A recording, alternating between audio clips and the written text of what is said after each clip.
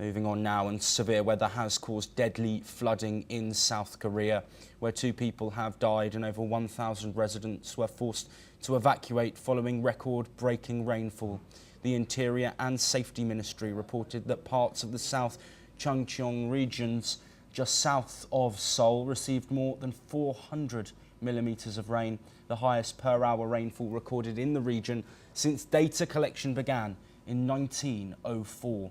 The Korea Meteorological Administration warns that more downpours are expected through the night, prompting authorities to rate landslide alerts to the highest level in several areas.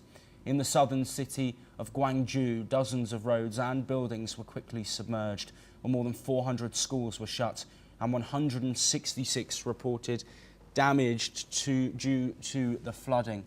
Emergency services remain on high alert as the situation continues to evolve. We'll now have a listen to some citizens who are dealing with this devastating flooding.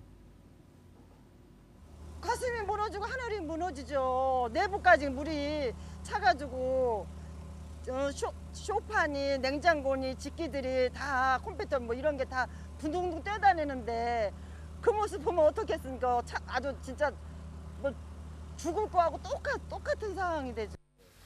현재 지금 서산시 읍내동에 비가 많이 와갖고 홍수가 날 경우에는 이제 배수구가 이제 시켜서 빗물바지라고 하는 건데 빗물바지가 너무 적다 보니까 요거를 이제 양쪽으로 이제 그 일부 구간만 하지 말고 전체적으로 쫙 했을 경우에는 물량이 양쪽으로 흡수가 되니까 이제 제가 봤을 때는 괜찮을 것 같아요. 어지간히 비와갖고는.